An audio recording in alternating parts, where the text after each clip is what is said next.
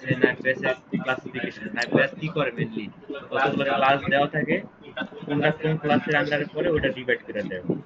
যেমন ইমেলের ক্ষেত্রে স্প্যাম কোনটা, স্প্যাম ছাড়া কোনটা, ওরকম দুটো ক্লাস থাকে। তো কোনটা স্প্যাম কোনটা স্প্যাম না এটা ডিভাইড করে ক্লাসিফাই করে দেয়। এটাই তো নাইপব্যাসের কাজ হচ্ছে ক্লাসিফাই করা। বড় করা যায় না? করা যায় না। ঠিক আছে, বড় করলে মামা তুই একটু মাইকের কাছে কত গো? আমার কি শোনা যায় না কথা ঠিক মতো? যায় দূরে দূরে। আমার কথা শোনা যায়? ইকোয়াই একটা মাইক বন্ধ কর। ইকুয়াই শর্ট মিউট করাই। এখন ঠিক আছে ক। এখন শোনো, হ হুনি তোমার কোন কোশ্চেন করবো আপনারা, তুমি যাবা না? আচ্ছা ঠিক আছে, এরপর গেল ক্লাসিফাই করে কি কি ক্লাসিফিকেশনে, ধর প্রোডাক্ট রিভিউর ক্ষেত্রে কি হয়, ভালো রিভিউ না খারাপ রিভিউ এটা কিভাবে বুঝতে পারি, মেশিন কিভাবে বুঝে, এটা সিলেকশন এগুলো ক্লাসিফাই করে দেওয়ার জন্য নাইপব্যাস ইউজ করা হয়। নাইপব্যাসের কাজটা তো বুঝছো যে ওইসে টেক্সট ক্লাসিফিকেশন করবো যে এটা কোন লেভেলে পড়বে, কোন ক্লাসের আন্ডারে পড়ে। তো ক্লাসিফাই করার জন্য আমরা বায়াস থিওরাম ইউজ করে, আর বায়াস থিওরাম জানো যে প্রবাবিলিটি থেকে বায়াস থিওরাম আসছে। প্রবাবিলিটি কি, কোনো একটা ইভেন্ট ঘটার সম্ভাবনাটাই হচ্ছে প্রবাবিলিটি। প্রবাবিলিটি সবসময় 0 আর 1 এর মধ্যে থাকে। এখন সবচেয়ে ইম্পর্টেন্ট কনসেপ্ট হচ্ছে গিয়া ইভেন্টস, ইন্ডিপেন্ডেন্ট ইভেন্টস আর ডিপেন্ডেন্ট ইভেন্টস। ইন্ডিপেন্ডেন্ট ইভেন্টস মানে কি, স্বাধীন ইভেন্ট যা অন্য কারোর উপর নির্ভর করে না। এই জিনিসটা স্যারের ক্লাসেও কইছিল যে সাপোজ একটা কয়েন টস করবি, একবার টস করলে কি আসতে পারে, হেড আসতে পারে, টেল আসতে পারে, যে কোনো একটা আসতে পারে। দুইবার কয়েন টস করবি, প্রথমবার কয়েন টস করলি, কয়েন টস করার পর হেড আসছে, যদি দ্বিতীয়বার কয়েন টস করবি, তুই জানোস যে প্রথমবার হেড আসছে, টস করার পর হেড আসছে, এখন দ্বিতীয়বার তুই কয়েন টস করবি, এখন কি কয়েন টস করার কারণে হেড আসতে পারে, এর সম্ভাবনা কি তোর আগেরটার সাথে কোনো যুক্ত আসতে পারে, নির্ভর করতেছে যে আগে হেড আসছিল তার মানে এখনো হেড আসবে, আগের বার হেড আসছে এখন টেল আসবে, এরকম কোনো নির্ভর করতেছে না। কয়েন টসের ক্ষেত্রে কি হয়, যখন তুই কয়েন টস করস হেড করার প্রবাবিলিটি কত হইব? 1/4 1/2 হইব, 1/4 না। একবার কয়েন টস করবি, একবার কয়েন টস কি হয় 1/2। যখন তুই দ্বিতীয়বার কয়েন টস করবি তখন হেড আসার সম্ভাবনা কত? 1/4 1/4 না ভাই, আমি যেটা বলছি আলাদা আলাদা ভাবে। ধর তুই দুইবারই টস করলি, প্রথমবার হেড আসছে, এটা 1/2 ওটা 1/2, এটা 1/2 ওটা 1/2, মানে এটার আগেরবার হেড আসছে এইজন্য কিন্তু এটার প্রবাবিলিটি কোনো চেঞ্জ হয় না, এটা যা আগে যা ছিল এখনো তাই 1/2, অর্ধেক সম্ভাবনাই। তো এখানে হচ্ছে পরপর দুইটা হেড আসার সম্ভাবনা কত?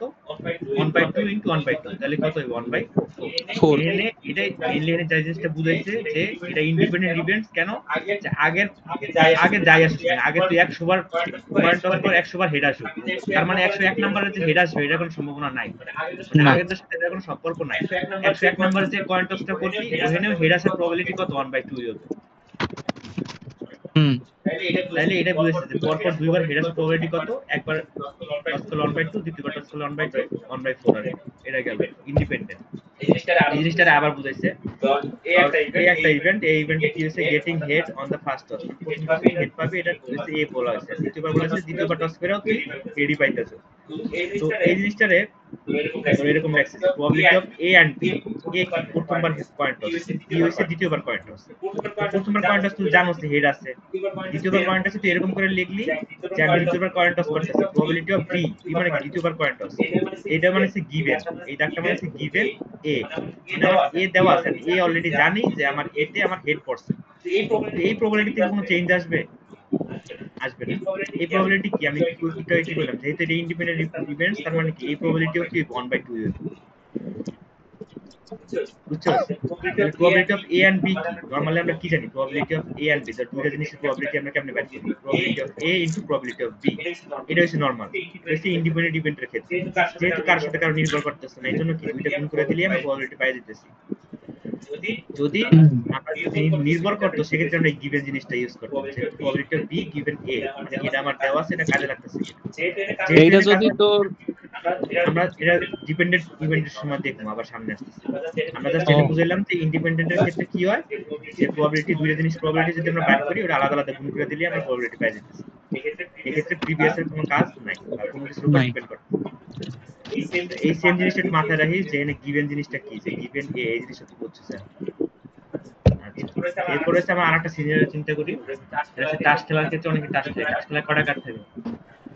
কটা? জানি না। 53টা কার্ড থাকে। ও 53টা না, 52টা কার্ড থাকে। টোটাল 52টা কার্ড থাকে। তো এখানে একটা ইভেন্ট দিচ্ছে ফার্স্টে এ হচ্ছে একটা কিং। এই ইভেন্ট হচ্ছে ড্রয়িং এ কিং, মানে প্রথমবার একবার তুই কার্ড ফলাইছিস বা কার্ড একটা চুজ করছিস, তার মধ্যে কিং আসছে। দ্বিতীয়টা হচ্ছে গিয়া drawing another king without replacing the first card, মানে এই 52টা কার্ড থেকে তুই একটা কার্ড তুলছিস, তোলার পর সেটা কিং আসছে। এখন দ্বিতীয়বার তুই আবার একটা কার্ড উঠাবি, কিন্তু প্রথমবার যে কার্ডটা উঠেছিস সেটা তুই আর রাখস না ওটার ভিতরে, ওটা তুই উঠে ফেলেছিস। তাহলে এখন কয়টা কার্ড আছে? 51টা কার্ড আছে। 51টা কার্ড থেকে আর 51টা কার্ড থেকে আরেকটা কার্ড উঠাবি। ওই কার্ডের ভিতরে কিং আসার প্রবাবিলিটিটা কত, ওইটা তুই পাইছিস। এখন দেখ 51/1 হ্যাঁ, ওই জিনিসটা যে এই জিনিসটার ক্ষেত্রে এটা হচ্ছে ডিপেন্ডেন্ট। কেমন ডিপেন্ডেন্ট? এখানে হচ্ছে প্রবাবিলিটি একই, একটা কিং করবে এবং কয়টা 52টা কার্ডের ভিতর কিং কয়টা থাকে জানো? একটা কার্ডের 52টা কার্ডের মধ্যে কিং থাকে 4টা, যেমন কিং থাকে 4টা, এ থাকে 4টা, ওই যে এরকম আর কি। তো এরকম কিং থাকে 4টা থেকে তো একটা উঠে গেছে, ঠিক আছে? আর তাহলে প্রবাবিলিটি অফ এ কি ড্রয়িং এ কিং কয়টা আছে আমার? যে প্রথম যে একটা কার্ড উঠাবি ওটা যে কিং আসবে এটা প্রবাবিলিটি কত? কিং আছে 4টা আর টোটাল কার্ড আছে 52। তাহলে 4/52 দিলে কি পাবে? কি একটা কিং ওঠার প্রবাবিলিটি। যখন দ্বিতীয়বার চিন্তা কর, দ্বিতীয়বার যখন আমরা বাইর করতেছি বি গিভেন এ, মানে বি কি, দ্বিতীয়বার আমরা কার্ড উঠামু এবং ওইখানে কিং করব, এটার প্রবাবিলিটি। কিন্তু আবার এ দেওয়া আছে, এ কি দেওয়া আছে যে আমার প্রথমবার একটা কিং উঠে গেছে অলরেডি, তার মানে কি কার্ড কিন্তু আমার একটা কমে গেছে। এখানে কিন্তু ওই জিনিসটা কনসিডারেশনে আনতে হবে। আমরা পয়েন্ট আছে কিন্তু কোনো কিছু আনি নাই কনসিডারেশনে, যে এ তে কি ঘটছে, এতে হেড পড়লো না টেল পড়লো ওটা কোনো নির্ভর করতেছে না। কিন্তু এইখানে যেহেতু আমার এই ইভেন্টটা ঘটছে, এই ইভেন্টে আমার একটা কার্ড কমে গেছে, আমরা যেহেতু ওটা রিপ্লেস করি নাই, তার মানে কি এই ইভেন্টটা গুরুত্বপূর্ণ। এখানে আমার এই ইভেন্টের উপর নির্ভর করতেছে। এই জিনিসটা সামনে দেখি, যেমন এই হচ্ছে প্রবাবিলিটি অফ এ, মানে প্রথম একটা কার্ড পাবো, ওই কার্ডের ভিতর আমার কিং করবে, এটার প্রবাবিলিটি কত? 4/52। কারণ হচ্ছে কিং আছে আমার 4টা আর টোটাল কার্ড আছে 52টা। 4/52 দিলে আমি প্রবাবিলিটি অফ কিং পাবো। কিন্তু যখন আমি দ্বিতীয়বার বাইর করতেছি ইভেন্ট বির জন্য, তখন আমার ইভেন্ট কি দেওয়া আছে? এ দেওয়া আছে, এখানে আমরা এ কনসিডারেশনে আনছি, এই জন্য আমার একটা কার্ড কমে গেছে। তখন একটা কার্ডও কমছে, একটা কিংও কমছে, বুঝছো? তাহলে এখন কি হলো? 3/51 আসলো। তাহলে এখানে কিন্তু আমার ডিপেন্ডেন্ট ইভেন্টস এর ক্ষেত্রে কি হলো? আমার রেজাল্ট কিন্তু চেঞ্জ হলো, প্রবাবিলিটি কিন্তু চেঞ্জ হয়েছে। পয়েন্ট টসের কিন্তু কোনো প্রবাবিলিটি চেঞ্জ হয় নাই। এখন আমরা সেম কাজই করলাম, কিন্তু probability of A and B সবসময় একটা জিনিস মাথায় রাখবি, যে আমরা দুইটা জিনিসের যদি প্রবাবিলিটি বাইর করি, তো প্রবাবিলিটি অফ এ আর প্রবাবিলিটি অফ বি বাইর করব। যদি একসাথে যদি বাইর করতে চাই তাহলে কি করি? আমরা প্রবাবিলিটি অফ এ গুণ প্রবাবিলিটি অফ বি করি নাকি?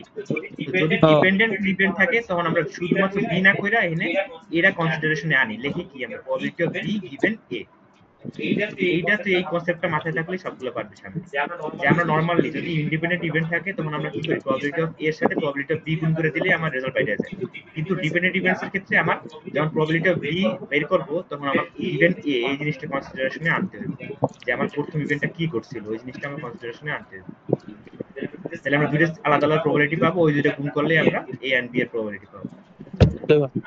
আচ্ছা, এখন আমরা বায়াস থিওরামে আসি। বায়াস থিওরামের মেইন কনসেপ্টটা আমরা যা বুঝছি ওইটা দিয়ে আর কি। একটু আগে আমরা কি দেখছিলাম? এই উপরের লাইনটা খেয়াল করি। একটু আগে কি দেখছিলাম? Probability of A and B, দুইটা জিনিসের প্রবাবিলিটি বের করার সূত্র কি ছিল আমাদের? প্রবাবিলিটি অফ এর সাথে প্রবাবিলিটি অফ বি গুণ করে দিবে। কিন্তু যদি কন্ডিশনাল প্রবাবিলিটি হয় সবসময় ডিপেন্ডেন্ট ইভেন্টের উপর, এটা মনে রাখবি। কন্ডিশনাল প্রবাবিলিটি গুলো সবসময় ডিপেন্ডেন্ট ইভেন্ট। তাহলে ডিপেন্ডেন্ট ইভেন্ট আমি কি কইছিলাম? যখন প্রবাবিলিটি অফ বি বের করব তখন আমরা এ কনসিডারেশনে আনি। তার মানে কি লিখব? প্রবাবিলিটি অফ বি গিভেন এ। তাহলে এই জিনিসটা মনে রাখবি যে এখানে দুইটা ইভেন্টের প্রবাবিলিটি বের করার সূত্র কি? Probability of A into probability of B given A. মানে আমরা এটাও কনসিডারেশনে আনছি। তো এখানে এই জিনিসটা লেখছে probability of A and B, এটা কি হবে? Equal to probability of B and A. Just একটু ঘুরে লেখছি। Probability of A and B যা কথা, probability of B and A একই কথা, জাস্ট জিনিসটা ঘুরে লেখছি আমরা। তো এইখানে আমরা probability of A and B এর সূত্র এখানে যা দেখছি তাই এখানে লিখছি, probability of A into probability of B given A. আর এখানে প্রবাবিলিটি অফ বি মানে কি? Probability of B and A মানে কি? Probability of B into probability of A given B. বুঝতে পারছো কেমন জিনিসটা? হুম বুঝলাম। ক্যালকুলেট দেয় দুটো ইভেন্টের প্রবাবিলিটি বের করতে কেমনে যে দুটো গুণ করে দিবে প্রবাবিলিটি অফ এ গুণ করবে সাথে প্রবাবিলিটি অফ বি গুণ করবে যেহেতু দুটো ডিপেন্ডেন্ট ইভেন্ট এই জন্য আমরা বি করার সময় বি গিভেন এ দিয়ে দিচ্ছি আবার যখন বি উল্টাটা করবো তখন আমরা কি এ এর সাথে গিভেন বি দিয়ে দিব যেহেতু আমরা এই দুটো সমান লিখছিলাম এই লাইনটাই আমরা যেহেতু সমান লিখছি না তার মানে কি আমরা এই দুটো লাইনটা সমান লিখতে পারি এই লাইনটা আর এই লাইনটা সমান লিখতে পারি ওই জিনিসটা জায়গা করছে যে probability of B cross probability of A given B এই পাশে লিখছে আর এখানে যে লাইনটা এটা এই জায়গায় লিখছে যেহেতু এই দুটো সমান তার মানে এই দুটো যে রেজাল্টটা এটাও তো সমান হবে বুঝছো সেটা বুঝি না একবার কথা দিবা আচ্ছা এখানে কি হচ্ছে আমরা কি দেখছিলাম probability of A and B এটা মানে কি পাইছিলাম probability of A cross probability of B given A R probability of B and A এটা probability কি পাইছি probability B into probability A given B এই দুটো আমরা পাইছি উপরে একটা লাইন কি লিখছিলাম যে এইটা সমান সমান এইটা এইটা আর এটা যদি সমান হয় তাহলে এই দুইটার যে মানগুলো আছে এইগুলা কি এগুলোর মান না এই দুটোর মান সমান সমান। এই মান দুটোর আমরা নিচে সমান লিখছি এই মান দুটোর সমান লিখছি তারপর কি এখন আমরা এই পাশ থেকে যে probability of B টা যদি এই পাশে আনি কি হয়ে যায় ভাগ হয়ে যায় না তাহলে আমরা এই পাশ থেকে প্রবাবিলিটি অফ বি এর এই পাশে আনতে তাহলে কি হয়ে গেল ভাগ হয়ে গেল দেখ আমরা নতুন একটা সূত্র পাইলাম যে probability of A given B যে এখানে যেটা ছিল এখানে অপোজিট যেটা ছিল probability of A given B যদি আমরা বের করতে চাই তার সূত্রটা হইছে probability of A into probability of B given A divided by probability of B তো এই জিনিসটা আমরা কি জিনিসটা বুঝায় কোন একটা ইভেন্টের ধর এ ইভেন্টের প্রবাবিলিটি বের করতে দেওয়া আছে বি ইভেন্ট এই জিনিসটা কেমনে বের করবি probability of A মানে চারটা বাড়ি করবি প্রথম লিখবি চারটা probability of A লিখবি ইনটু তার উল্টাটা ঠিক লিখবি probability of B given A তার উল্টাটা লিখবি আর নিচে হবে গিয়ে ওই উল্টাটারই টোটাল যে প্রবাবিলিটিটা ওইটা হবে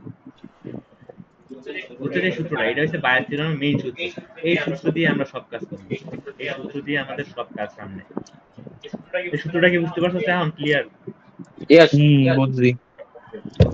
ওকে এখানে এই জিনিসটা খালি একটু ব্যাখ্যা করে দিছে যে আমরা কোনো জিনিস বাইর করতে চাই এটা পোস্টেরিয়র যেটা আমরা বাইর করতে চাই প্রিভিয়ার মানে বাইর করার জন্য যা যা লাগবে এই জিনিসটা জাস্ট এনে বলছি যে কোনো একটা ইভেন্ট তো এটা আমরা বাইর করতে চাই হাইপোথিসিস মানে কি আমরা কোন জিনিসটা বাইর করতে চাই আর এটা হচ্ছে গিভেন ডাটা মানে এই ডাটাটা আমাদের দেওয়া আছে এই ইভেন্ট অলরেডি গইটা গেছে কোনো একটা জিনিস আমরা বাইর করতে চাই আর এই ইভেন্ট আমাদের গইটা গেছে এটা যদি আমরা করতে চাই তাহলে আমরা কি করতে হবে প্রিভিয়ার মানে যেটা বাইর করতে চাই ওটা টোটাল প্রবাবিলিটি ইনটু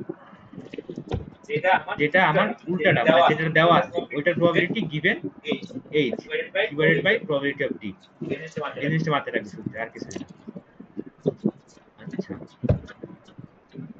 এরপরে যাই এখানে একটা एग्जांपल আছে তো এখানে কি বলছে 90টা মুভি রিভিউ আছে টোটাল 90টা আমার মুভি রিভিউ আছে মানুষ রিভিউ করছে 90 জনের এর মধ্যে ব্রিলিয়ান্ট কিছু ওয়ার্ড আছে এই রিভিউগুলোর মধ্যে ব্রিলিয়ান্ট ওয়ার্ড আছে কতগুলো ক্ষেত্রে আর এইগুলো আমরা পজিটিভ আর নেগেটিভে ভাগ করতে চাই যে ব্রিলিয়ান্ট দিয়ে কি আসলে পজিটিভ দিয়েছে নাকি নেগেটিভ দিয়েছে ব্রিলিয়ান্ট কথাটা পজিটিভে ব্যবহার করা হয় নেগেটিভে ব্যবহার করা হইতে পারে পজিটিভলি ব্রিলিয়ান্ট বুঝাইছে না নেগেটিভলি ব্রিলিয়ান্ট বুঝাইছে এরকম এই জিনিসটা আমরা ভাগ করতে চাই এখানে কিছু প্রবাবিলিটি অফ এইচডি আর কেউটা আমাদের মেইন সূত্র যেরকম ছিল হাইপোথিসিস যেটা বাইর করতে চাই আর এটা হচ্ছে গিভেন ডাটা তো আমরা বাইর করতে চাই কি probability of positive given brilliant মানে আমাদের ব্রিলিয়ান্ট একটা সেন্টেন্স দেওয়া আছে একটা সেন্টেন্সের মধ্যে ব্রিলিয়ান্ট আছে ওই জিনিসটা কি পজিটিভ কিনা ওইটার প্রবাবিলিটি কত এটা আমরা বাইর করব probability of positive given brilliant মানে ব্রিলিয়ান্টটা দেওয়া আছে এই সূত্রটা আমরা কেমনে লিখতাম আমাদের এই সূত্রটা কি হবে কত উপরে আমরা কি লিখবো উপরে লিখবো probability of positive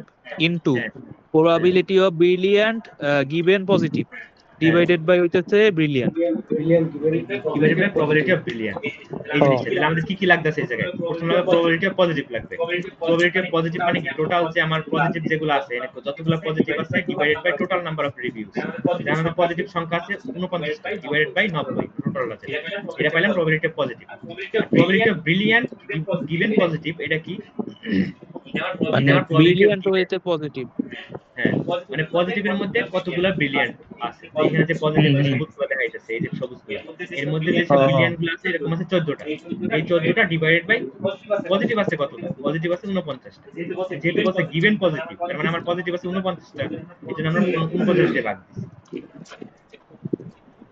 কত কি বুঝছি তাহলে আমার probability of brilliant given positive পাইলাম আর কি প্রবাবিলিটি অফ ব্রিলিয়ান্ট জিনিসটা কি আমার ব্রিলিয়ান্ট টোটাল কয়টা আছে এটা ডিভাইডেড বাই টোটাল রিভিউস তাহলে আমরা এই জিনিসগুলো এখন বসাই দিই। ফার্স্টে কি বসাবো আমরা?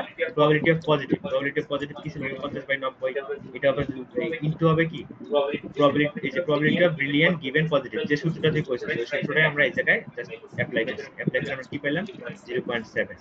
মানে এখানে 70% প্রবাবিলিটি আছে যে একটা ব্রিলিয়ান্ট ওয়ার্ডটা পজিটিভ হিসেবে কাউন্ট। Positively brilliant. এই যে মেইন ওই সূত্রটা দিয়ে আমরা সবকিছু করতেছি। আচ্ছা, এখন আমরা আছি মেইন জিনিসে, যেটা হচ্ছে আমাদের ক্লাসিফায়ারের জন্য টেক্সট ক্লাসিফিকেশন আমাদের যেটা ইউজ করা হয়। তো আমরা তো ওই সূত্র দেখলাম। এখন আমরা কোন একটা ইভেন্ট, এখানে সিইউএস এর ক্লাস বুঝাইতেছে, কোন একটা ক্লাস, এই আমরা যদি কোন একটা সেন্টেন্স দেয়, আমাদের কোন একটা সেন্টেন্স দিল, যে একটা সেন্টেন্স পাইলাম, এই সেন্টেন্সটা কি, এটা স্প্যাম কিনা বা স্প্যাম না, এরকম তুমি ক্লাসিফাই করে দাও। অথবা এই সেন্টেন্সটা কি ভালো রিভিউ নাকি খারাপ রিভিউ, এই সেন্টেন্সটা দিয়ে কি বোঝানো হয়েছে, এটা ক্লাসিফাইটা ভাগ করবে। এই জন্য কি আমাদের সেন্টেন্স দেওয়া থাকবে অবশ্যই। টেক্সট ক্লাসিফিকেশনে কি আমরা সেন্টেন্স দেখে একটু বুঝি যে এটা আসলে কি। ওইটা যদি তুমি বাইর করতে চাও, আমাদের একটা সূত্র আছে যে আর ম্যাক্স, মানে কি ম্যাক্সটা নিতে হবে, এটা একটা ফাংশন। এই ফাংশনের ভিতরে এই টোটাল জিনিসটা আছে। এই ফাংশন থেকে সবসময় হাইয়েস্ট যেটা, যার প্রবাবিলিটিটা হাইয়েস্ট হবে, ওই জিনিসটাকে আমরা মনে করি যে এটা আসলে ওই ক্লাসের আন্ডারে পড়ে। the log probability of c মানে হচ্ছে ক্লাস, কোন একটা ক্লাসের প্রবাবিলিটি, ওইটা দিবি plus summation of probability, log probability wi given c। এই জিনিসটা কি বুঝাইছে? যে সেন্টেন্সটা আমাদের দেওয়া থাকবে, ওই সেন্টেন্সের ভিতর যতগুলো ওয়ার্ড থাকবে, প্রত্যেকটা ওয়ার্ডের জন্য আলাদা আলাদা প্রবাবিলিটি বের করতে হবে এবং ওইগুলো সব যোগ করতে হবে। আরেকবার প্রথমে আমরা কি করব? কোন একটা ক্লাসের প্রবাবিলিটি বের করব, তার সাথে যোগ করব কি, কোন একটা সেন্টেন্সে দেওয়া ছিল, ওই সেন্টেন্সের ভিতরে যতগুলো ওয়ার্ড আছে, ওই ওয়ার্ডের আলাদা আলাদা করে প্রবাবিলিটি বের করে ওইগুলো সামেশন করতে হবে। আসলে আমরা एग्जांपल দেখলে বুঝতে পারবো, এর সূত্রতে দেখার দরকার নেই, আমরা एग्जांपल দিই। আচ্ছা, এখানে আমাদের একটা एग्जांपल দেওয়া আছে, ধর আমাদের কিছু ডকুমেন্ট দেওয়া থাকবে, টেক্সটের কিছু ডকুমেন্ট দেওয়া থাকবে এরকম। আমার সাউন্ড ক্লিয়ার আছে? ইয়েস আচ্ছা, আমাদের ডকুমেন্টগুলো দেওয়া আছে, দাঁড়া এক এই মিনিট দাঁড়া, ডকুমেন্ট দেওয়া আছে, এখানে ক্লাস দেওয়া আছে। এক মিনিট দাঁড়া। মেডিকেল আর নন কর আরে এটা আবিরে ঢুকতে পারে না ক্লাসে, ওইনে বই কয় হিরার থেকে বুঝাই দিস আমারে, আমি কেমনে বুঝাম? ও নাটক করে থাক, বাদ দে। কতগুলো ডকুমেন্ট আছে, এই এবারে ডকুমেন্ট আছে আর এখানে ক্লাস দেওয়া আছে, যেটা মেডিকেল অথবা নট মেডিকেল। মেডিকেলের এই সেন্টেন্সটা মেডিকেল সেন্টেন্স নাকি মেডিকেল সেন্টেন্স না, এরকম ক্লাসে ডিবেট এক মিনিট দাঁড়া, এক মিনিট আরেকটু দাঁড়া।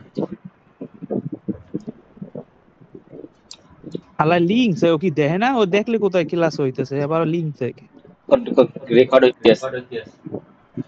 ও রেকর্ড আছে, তাহলে তো প্যারা নাই। কর আচ্ছা, তারপর রেকর্ড করো। রেকর্ড আছে, রেকর্ডটা দে তাহলে।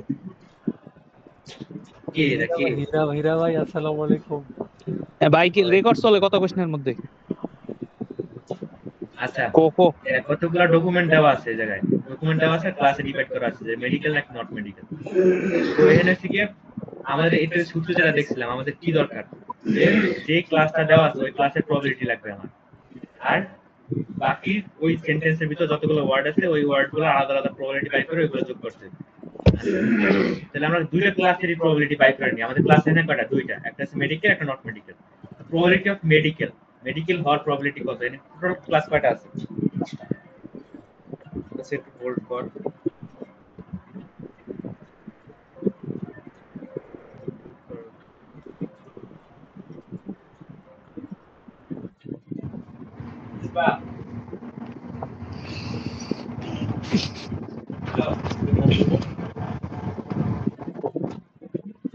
মিউট করে রাখছিস তুই? এটা তুই মিউট করে রাখছিস? হ্যালো,